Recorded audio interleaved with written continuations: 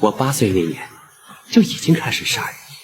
那时候我爹就跟我说：“儿子，没问题的，你想杀谁就杀谁了，因为你是曹英的儿子。”我叫曹少林，是大军阀曹英的儿子。在这乱世之中，权力与生死都在我的一念之间。那天我走进浦城的一家面馆，本只想吃碗面，没想到却被老板臭骂了一顿。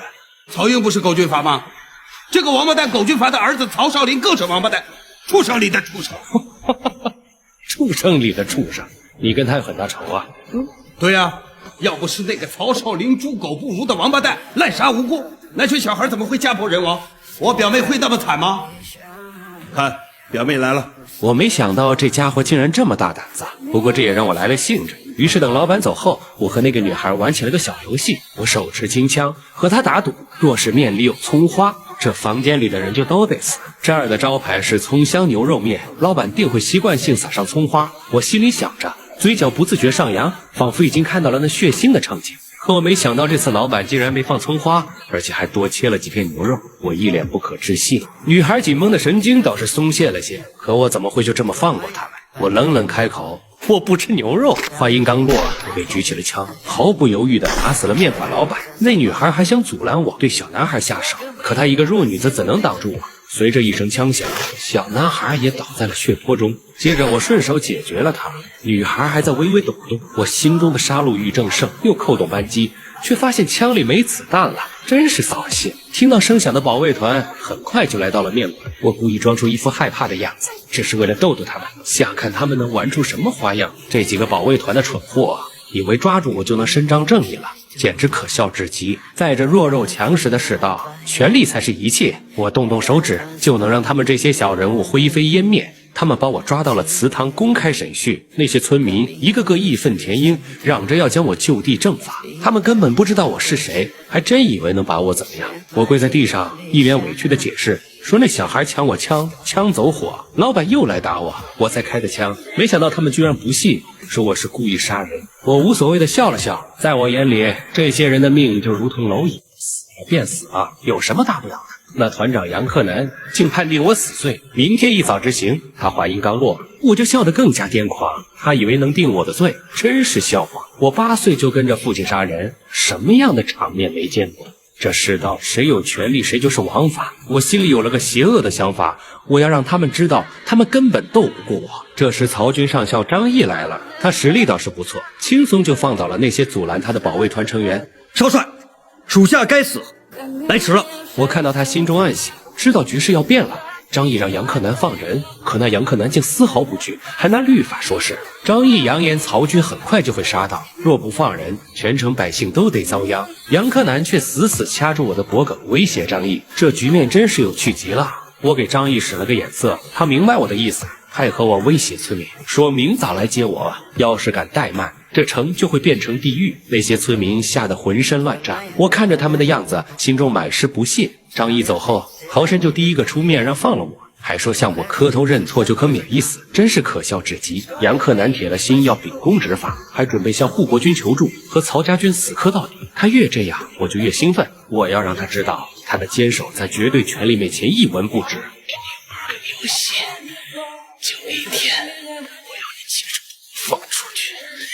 我故意被抓，就是要用这里的人性作为赌注，看看在生死面前他们能坚持多久。到了晚上，那阿光来给我送饭，我调侃他活不过今晚。我看你印堂发黑，鼻毛太长，山峰耳，你活不过今天晚上。果不其然，几个黑衣人就闯了进来，他们是曹军军营中的精锐，担心我的安危来救我。阿光那小子还想阻拦，真是自不量力，他哪是这些高手的对手？等保卫团其他人赶来，他已经被扎了个透心凉。我看着他们和曹军高手混战，杨夫人和杨克南还挺能打，可这又能怎样？我在牢房里看着这一切，心中毫无波澜。后来我见局势差不多了，就勒紧上吊，装出一副要死的样子。牢房外那些人急得不行，赶忙打开铁锁。看到他们慌乱地打开牢门，那紧张兮兮的样子，我就忍不住想笑，以为救了我，这座城就能保住了，简直是天真到了极点。杨克南倒是有点骨气，坚持要为那些死人讨回公道，要执行我的死刑。他愤然离去，我癫狂的冷笑。这场游戏才刚刚开始。之后张毅的师弟马峰来了，打算偷偷放了我。我笑着拒绝了他，因为我要让杨克南亲自放我，我要看着他在人性的挣扎中彻底屈服。杨克南心中也在犹豫，是坚守正义，还是为了全城百姓放走我这个凶手？我故意刺激他。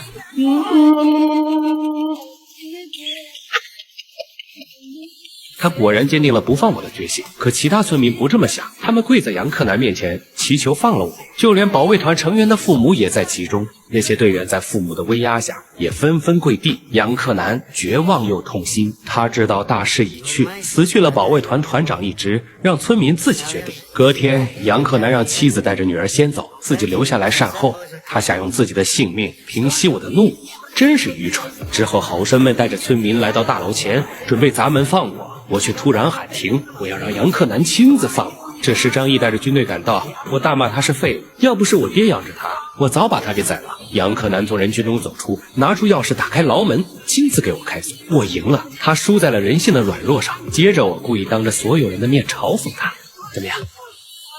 红差到了吗？我想他是迷路了。砍我的头还需要红差？我的头在这儿。啊，我就是要看看他有没有这个胆子。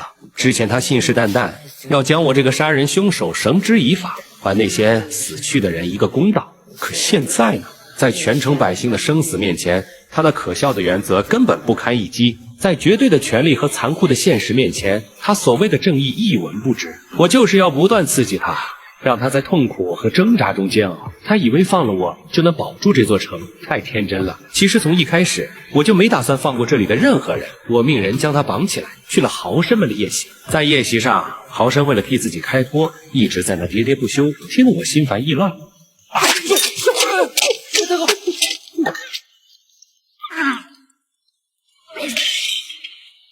吃饭就吃饭，这么多废话。吃饭。啊，你真吃啊！我起身离开，示意手下对豪绅家眷进行灭口。这偌大的宅院马上就要变成我的了。我还放任手下在城中烧杀抢掠，那些百姓敢阻拦，就只有死路一条。看着这山城瞬间变得尸横遍野，老人妇孺的哀嚎声不断，我心中满是畅快。这些人当初还想定我的罪，现在知道我的厉害了吗？之后我把杨克南吊起来，准备慢慢的折磨他。我昨晚跟你说，古城会死1万人，现在我要全部死光。你是最后一个，你要撑住。我本以为面对我的暴行，这些人只能默默忍受，没想到他们竟然真的敢反抗。马蜂和保卫团成员会合，准备返回蒲城对付曹军。他们第一步打算先救杨克南，还在水中下了泻药，让曹军士兵都跑去上厕所。马蜂来到我面前，用计救下了杨克南。我愤怒至极，连开数枪，可还是让他们跑了。打光子弹的我想要逃跑，却发现外面已经乱作一团。我来到豪绅家里填装子弹，杨克南和杨夫人追了过来，我举枪射击。杨夫人为了救杨克南，肩膀被子弹贯穿。保卫团成员和曹军士兵纷纷涌进屋内，场面一片混乱。我开枪放倒了一些自己人，终于能瞄准杨克南了。我让他起身，枪口对准他的额头，想让他感受临死前的恐惧，可他却闭上了双眼，还一脚踹开我，把我抱摔到了楼下。我命硬，摔下去居然没事，还能爬起来继续笑。可当我回头看到百姓们拿着农具向我靠拢时，我慌了，赶紧举枪射击，却发现子弹打光了。我大喊我是曹英的儿子，可他们根本不在乎，一棍一棍的朝我打来。最终我死在了他们的乱棍之下。我曹少林在这乱世中一直以为权力能掌控一切，人命如草芥般低贱。我肆意杀戮，玩弄他人的生死，以为这就是强者的世界，却没想到最终会死在这些曾经被我视为蝼蚁的百姓手中。也许这乱世本就没有真正的赢家。